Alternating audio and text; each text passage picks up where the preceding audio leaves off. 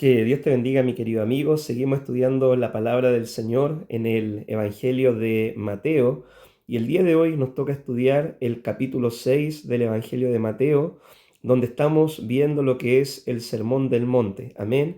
Así que te invito ahí a abrir tu Biblia y poder leer conmigo, ¿cierto?, los primeros versículos que dicen así: Guardaos de hacer vuestra justicia delante de los hombres para ser vistos de ellos.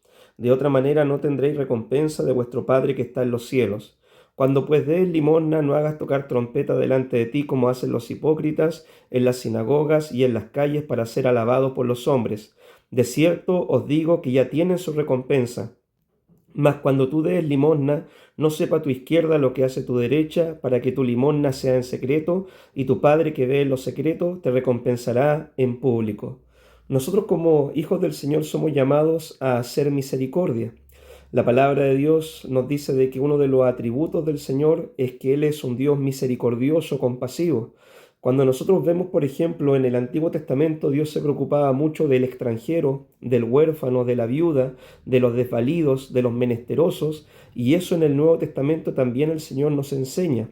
De hecho, Jesús, cierto, nos habló sobre quién es nuestro prójimo y para enseñarnos esta gran verdad nos contó la historia del buen samaritano. Aquel que fue movido a misericordia es el prójimo de aquel que está pasando alguna necesidad. Dios todos los días nos pone diferentes personas en diferentes situaciones en las cuales el Señor quiere que nosotros seamos movidos a misericordia.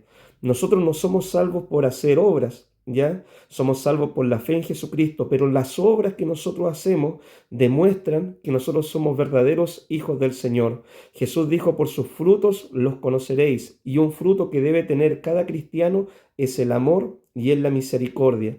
Nosotros, cierto, no hacemos buenas obras para ganarnos el cielo, ni tampoco para ser mejor que los demás, ni tampoco para demostrar, cierto, cuán espirituales nosotros somos. Hacemos buenas obras porque somos hijos de Dios y porque la motivación de hacer buenas obras es el amor al prójimo y el poder ayudar a alguien que está pasando alguna necesidad.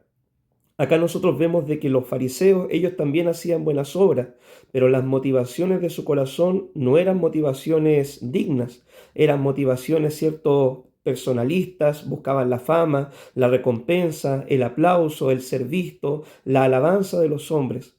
En cambio, el Señor cuando nos dice, cuando tú hagas una buena obra, dice: no sepa tu izquierda lo que hace tu derecha. Esto nos enseña de que nuestra obra debe ser tan en secreto, ¿ya?, que ni siquiera nuestras dos manos se den cuenta cuando nosotros la extendemos y ayudamos al necesitado. Debemos evaluar, mis queridos amigos, las motivaciones del corazón. ¿Por qué ayudamos al pobre? ¿Por qué visitamos un hospital? ¿Por qué vamos a una cárcel? ¿Por qué repartimos un café en la calle? ¿Por qué ayudamos a algún hermano que está en necesidad o a alguna persona que no conoce al Señor? ¿Cuál es la motivación de hacer eso? La motivación correcta debería ser el amor a Dios en obediencia a su palabra, el amor al prójimo, porque sé que mi hermano está pasando una necesidad, y también poder ocupar esa buena obra como un puente para también poder compartir el Evangelio con esa persona. Decirle: mira, te puedo dar el pan que tú necesitas ahora, pero realmente hay un pan de vida que puede saciar tu alma, tu sed, tu corazón. La buena obra podemos ocuparla nosotros también como ese puente que nos puede llevar a las personas para poder compartir la verdad salvífica del Evangelio. Seguimos leyendo el Evangelio de Mateo, capítulo 6, versículo 5, y ahora va a hablar la palabra sobre la oración.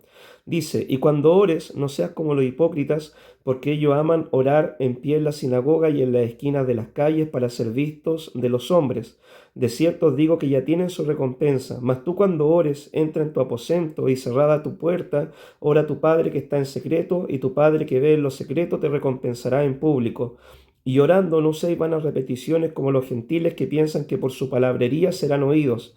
No os hagáis pues semejantes a ellos, porque vuestro Padre sabe de qué cosas tenéis necesidad antes que vosotros le pidáis. Vosotros pues oraréis así: Padre nuestro que estás en los cielos, santificado sea tu nombre.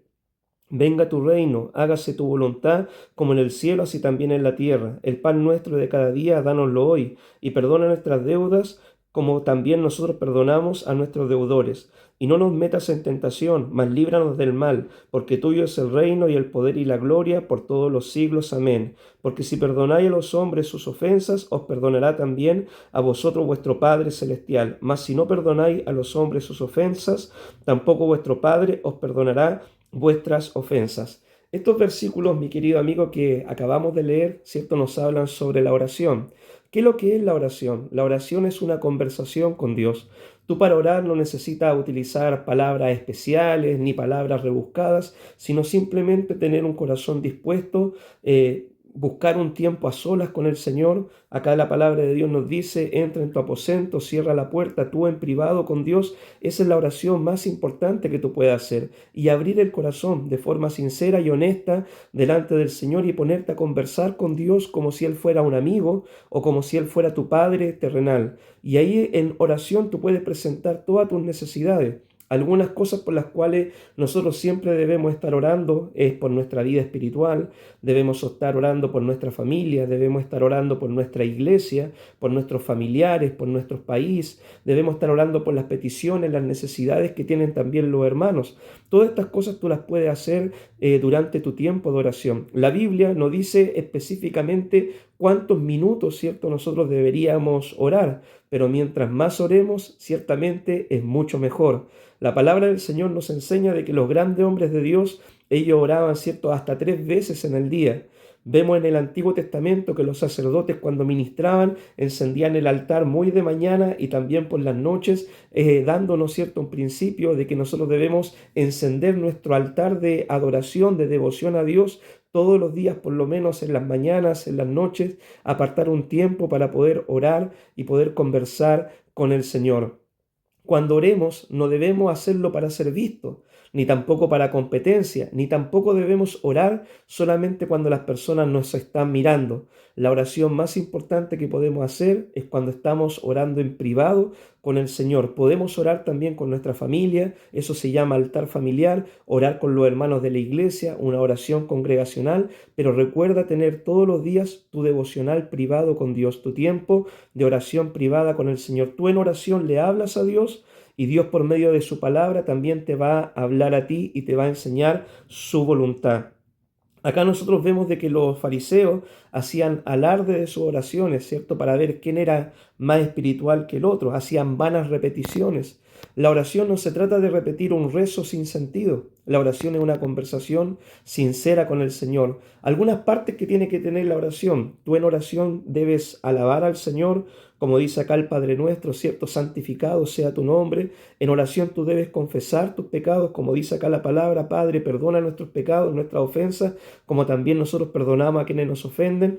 En oración tú debes dar gracias también al Señor, como en una oportunidad también Jesucristo lo hizo, levantando el ojo al cielo. Dice: te doy gracias, Padre, porque escondiste estas cosas de los sabios entendidos y las revelaste a los niños. En oración tú debes pedir por tus necesidades. Acá la palabra decía: el pan nuestro de cada día, dánoslo hoy. Señor, líbranos de la tentación. ¿Ya? En oración tú pides por tus necesidades y también, ¿cierto?, por las necesidades de tu hermano, de tu prójimo, de tu familia. Eso se llama intercesión. Y recuerda también que cuando tú estés orando, si tienes algo en contra de alguien o alguien tiene algo en contra de ti, es muy importante poder solucionar esa cuenta, presentar esa situación delante del Señor, pedir perdón delante de Dios por nuestros pecados todos los días, pedir perdón si le hemos fallado a alguien y dar los pasos necesarios para remediar esas relaciones en lo que sea posible de parte nuestra. Es muy importante esto porque la palabra de Dios termina diciendo este párrafo: si no perdonamos a los hombres sus ofensas, nuestro Padre tampoco nos perdonará a nosotros. Cuando ores, recuérdale al Espíritu Santo, dile que te recuerde. Si hay algo en tu corazón contra alguien, contra algo que te han hecho, entrégalo a Dios en oración para tener un corazón sano, puro, limpio, y así Dios pueda también contestar tus oraciones. Seguimos ahora en el capítulo 6, en el versículo 16, y la palabra ahora nos habla sobre el ayuno. Y dice así: cuando ayunéis, no seáis austeros como los hipócritas, porque ellos demudan sus rostros para mostrar a los hombres que ayunan. De cierto os digo que ya tienen su recompensa. Pero tú cuando ayunes, unge tu cabeza, lava tu rostro, para no mostrar a los hombres que ayunas, sino a tu Padre que está en secreto, y tu Padre que ve en lo secreto te recompensará en público. ¿Qué es lo que es el ayuno? El ayuno, ¿cierto?, es un tiempo específico que uno consagra para el Señor, donde uno deja de ingerir alimentos, ya, para poder dedicarse a lo que es la oración, la lectura de la palabra, el poder buscar del Señor.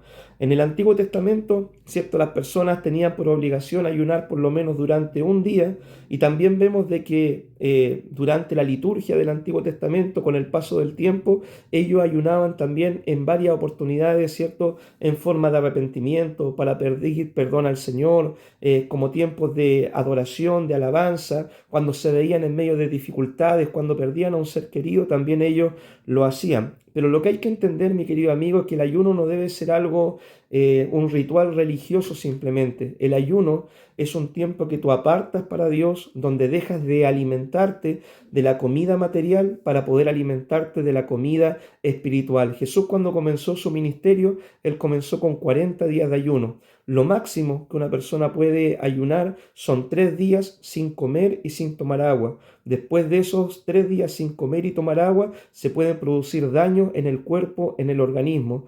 Ahora, uno puede ayunar más de 3 días, ¿cierto? Pero debe tomar agua.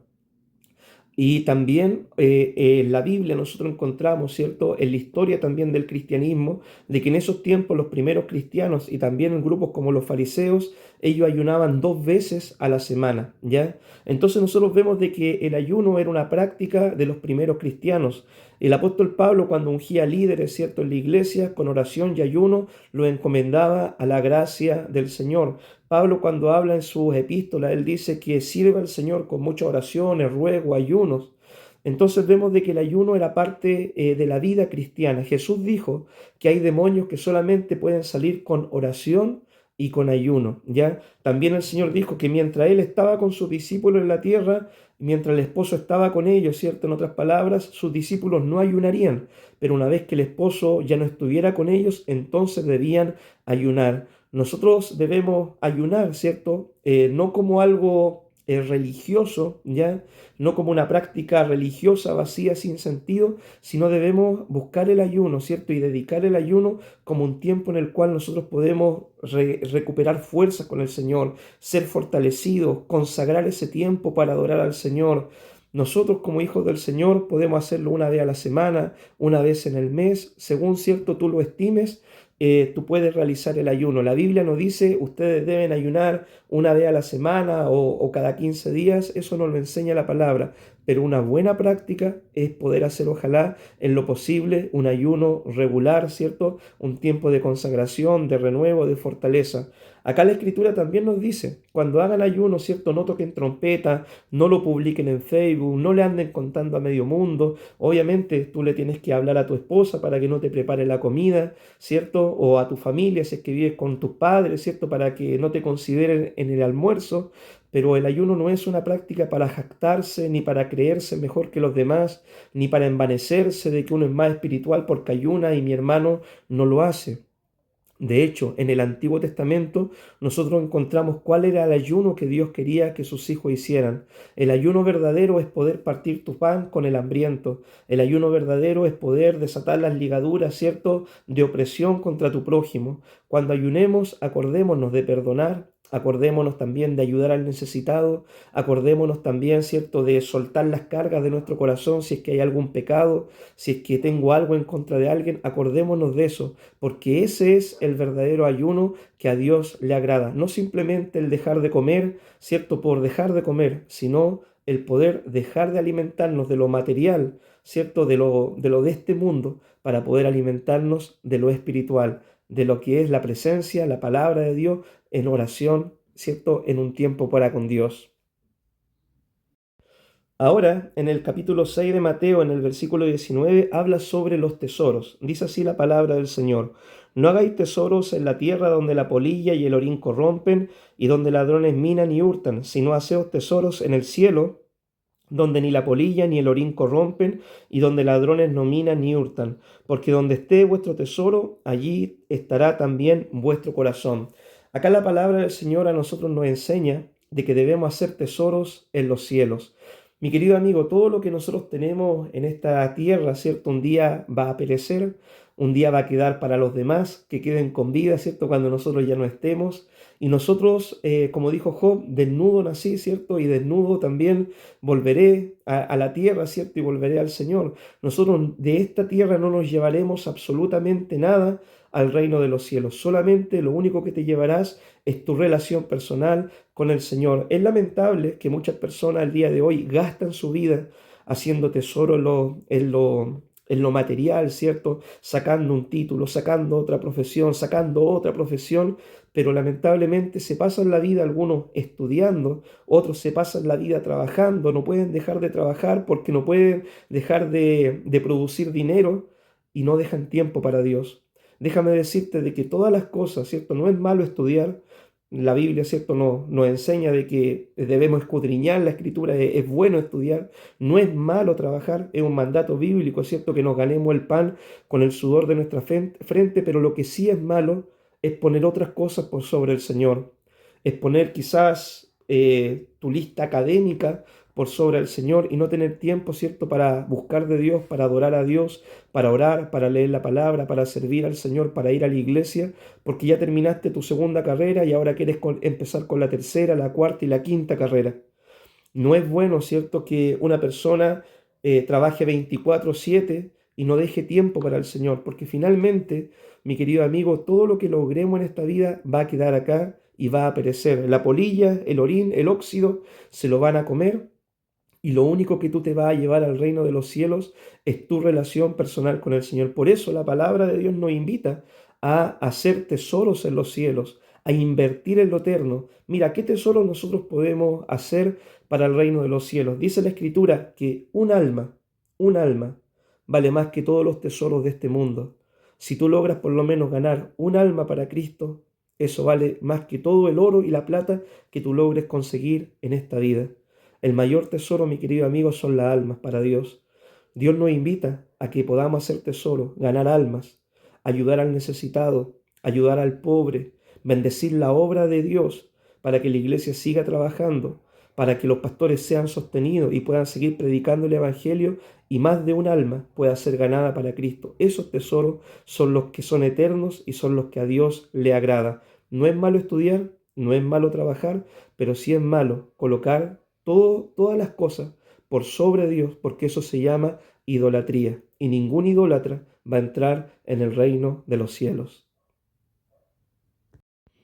Ahora llegamos a la sección donde dice que la lámpara del cuerpo es el ojo. En el capítulo 6, versículo 22 dice así: la lámpara del cuerpo es el ojo, así que si tu ojo es bueno, todo tu cuerpo estará lleno de luz, pero si tu ojo es maligno, todo tu cuerpo estará en tinieblas. Así que si la luz que en ti hay es tinieblas, ¿cuántas no serán las mismas tinieblas? Cuán importante, mi querido hermano, es la mirada.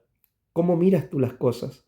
Hay gente, ¿cierto?, que es especialista en ver solamente lo negativo, en ver el vaso siempre vacío, en fijarse, ¿cierto?, en un gran prado, pero siempre en ese prado mirar dónde está la suciedad, dónde está lo malo.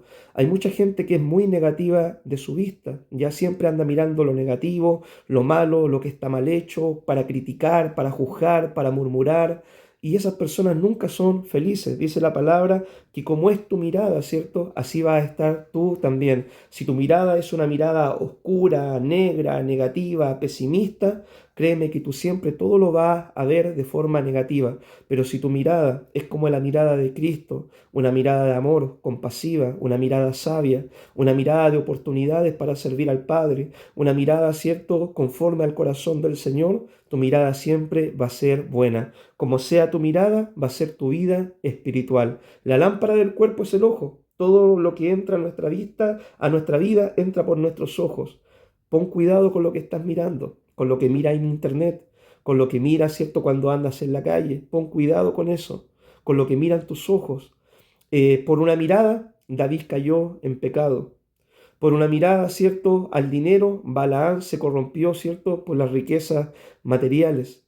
pon cuidado en dónde pones la mirada. El apóstol Pablo nos dice, pongan ustedes la mirada en las cosas de arriba, porque lo que es de arriba es eterno, y lo que es de abajo, ¿cierto? Lo que es de esta tierra es perecedero y no siempre es bueno. Muchas veces son trampas para caer, ¿cierto?, en pecado, en lo negativo, en hacer lo malo. En Mateo 6:24 dice así la palabra del Señor: Ninguno puede servir a dos señores, porque o aborrecerá a uno y amará al otro, o estimará al uno y menospreciará al otro. No podéis servir a Dios y a las riquezas. Acá el Señor a nosotros nos dice de que no podemos servir a Dios y a la riqueza. ¿Cuántas personas, mis queridos amigos, nos han desviado de los caminos del Señor por el amor a las riquezas? Dice la palabra que el amor al dinero es la raíz de todos los males, y muchos fueron traspasados por muchos dolores por desviarse del verdadero evangelio, del verdadero seguir al Señor, por el amor a las riquezas, por el amor a las cosas materiales. Ahora, no es un problema de que uno tenga dinero, no es un problema de que uno se gane el dinero de una forma honesta, de una forma responsable, de una forma disciplinada. Si es que tú llegaras a ser rico, por ejemplo, no es un problema que Dios te prospere y Dios te bendiga si tú tienes una empresa o si tú eres un trabajador y si te va bien en la vida. No es un problema eso. El problema es si tu corazón, ¿cierto?, está poniendo en primer lugar el dinero y haciendo del dinero un ídolo. Ese es el problema. Cuando Jesús, por ejemplo, se encontró con el joven rico tenía un deseo de seguir al Señor, y Jesús le dio la gran oportunidad de convertirse en un apóstol. Le dijo, mira, una cosa te falta, vende todo lo que tienes, dalo a los pobres y sígueme. Ese sígueme para él era para que él se convirtiera en un apóstol, en un seguidor del Señor. Pero el joven rico amó más los tesoros de este mundo y decidió no seguir a Jesús y quedarse, ¿cierto?, con sus riquezas materiales. Pero imagínate que la palabra de Dios también nos dice de que Jesús un día conversó con un hombre rico, un hombre que se había hecho rico a causa, ¿cierto?, de quizá extorsiones, de negocios ilícitos, y ese hombre se llamaba Zaqueo. Zaqueo, al oír el mensaje del Evangelio, al ser confrontado por la palabra, dice que Zaqueo se pone en pie y dice, Señor, la mitad de mis bienes doy a los pobres, y si he defraudado a alguien, se lo devuelvo cuadruplicado. Jesús declaró, hoy ha entrado la salvación a esta casa, porque este hombre estuvo dispuesto a devolver lo que había robado, a dar a los pobres, ¿cierto?, con lo que él se había enriquecido ilícitamente para poder ponerse a cuentas con el Señor. Hoy en día hay mucha gente que por sus negocios ilícitos no quieren venir a los pies de Cristo. Hoy hay mucha gente, ¿cierto?, que prefiere ganar dinero antes de venir a la iglesia o a buscar del Señor. Ya no tienen tiempo para Dios, no tienen tiempo para la iglesia, tienen cosas más importantes que hacer, dicen ellos, que es trabajar, producir dinero, ¿cierto?, para lo terrenal, para lo material, para el ahora. Pero Jesús nos invita a poner la mirada en lo eterno. Hay muchos ministros y pastores del Señor que se han desviado de los caminos del Señor, que empezaron corriendo la carrera de forma legítima, pero por poner la mirada en lo material, por poner la mirada en las cosas de este mundo, por poner la mirada en el dinero, hoy se corrompieron y hoy se convirtieron en falsos profetas, en falsos maestros del Evangelio. Mi querido amigo, debemos ganarnos el pan con el sudor de nuestra frente, pero el Señor también nos dice, ¿cierto?, de que lo material nos va a servir para vivir solamente en esta vida, y que con lo material debemos hacer tesoro en esta vida, ¿cierto?, en el reino de los cielos, ya no hacer tesoros terrenales simplemente, y que nuestra mirada esté puesta en lo eterno, que nuestra mirada esté puesta en Jesús, en su reino, en buscar su reino, y que Dios, ¿cierto?, ocupe el primer lugar de nuestra vida, y que ni el trabajo, ni las ambiciones personales, ni los títulos profesionales le roben el primer lugar al Señor. En el capítulo 6, versículo 25, la palabra del Señor termina hablándonos de lo siguiente. Por tanto os digo, no afanéis por vuestra vida, qué habéis de comer o qué habéis de beber, ni por vuestro cuerpo, qué habéis de vestir. ¿No es la vida más que el alimento y el cuerpo más que el vestido? Mirad las aves del cielo, que no siembran, ni ciegan, ni recogen en graneros, y vuestro Padre Celestial las alimenta. ¿No valéis vosotros mucho más que ellas? ¿Y quién de vosotros podrá, por mucho que se afane, añadir a su estatura un codo? Y por el vestido, ¿por qué os afanáis? Considerad los lirios del campo, cómo crecen, no trabajan ni hilan. Pero os digo que ni aun Salomón, con toda su gloria, se vistió así como uno de ellos. Y si la hierba del campo que hoy es y mañana es echada en el horno, Dios la viste así, ¿no hará mucho más a vosotros, hombres de poca fe? No os afanéis pues diciendo, ¿qué comeremos, o qué beberemos, o qué vestiremos? Porque los gentiles buscan todas estas cosas, pero vuestro Padre Celestial sabe que tenéis necesidad de todas estas cosas, mas buscad primeramente el reino de Dios y su justicia, y todas estas cosas os serán añadidas. Porque Así que no os afanéis por el día de mañana, porque el día de mañana traerá su afán. Basta a cada día su propio mal. En estos versículos el Señor nos invita a buscar su reino, ¿cierto? Y Él promete que todo lo demás va a ser añadido. El Señor nos invita a no ser como las personas del mundo, estar afanados, preocupados, ¿cierto? ¿Qué voy a comer? ¿De qué voy a vivir? ¿Con qué me voy a vestir? ¿En qué voy a trabajar? ¿Cierto?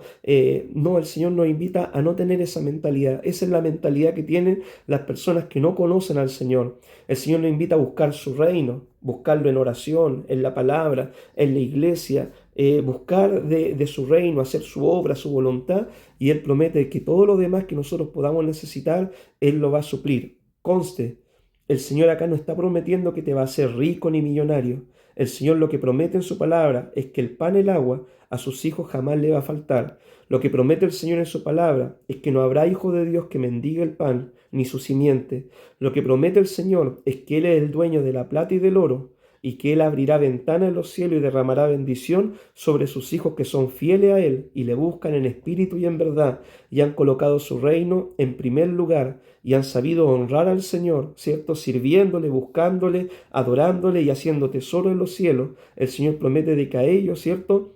Todo Él le va a suplir. Así que esta es la invitación que nos hace el Evangelio, que no perdamos, ¿cierto?, nuestra vida en afanarnos en lo material, en buscar, en cambiarnos de trabajo, donde me paguen más y todo, y que muchas veces son una trampa que nos alejan de la iglesia, que nos alejan de los caminos del Señor. Hay gente, conozco muchas personas que por su ambición al dinero cambiaron, ¿cierto?, sus días de trabajo, ¿cierto?, por otros trabajos donde le pagaban un poco más. Pero esos trabajos impedían que ellos vinieran con regularidad a la iglesia. Esos trabajos muchas veces los llevaron a tener que vivir en otras ciudades. Pasado un tiempo fracasaron. Pasado un tiempo su vida espiritual se enfrió, sus matrimonios, algunos de ellos terminaron. ¿Por qué? Porque pusieron las cosas materiales de este mundo antes de poner el reino de Dios en primer lugar. Mi querido amigo, que nada le robe el primer lugar al Señor en tu vida. Pon a Dios en primer lugar, honra al Señor y ponlo en primer lugar de tu vida. Que Él sea tu Dios antes que cualquier otra cosa material o persona en este mundo, y verás que Dios será fiel contigo, que Dios te respaldará, que Dios te bendecirá, que Dios te ayudará, que Dios abrirá ventanas en los cielos y te va a sustentar, te va a bendecir. Si tú aprendes el secreto de poner a Dios en primer lugar y buscar su reino, su justicia, el obedecerle y servirle. Que Dios te bendiga. Este ha sido el estudio, ¿cierto?, de el capítulo 6 del Evangelio de Mateo, y espero que haya sido una bendición para tu vida. Muchas bendiciones.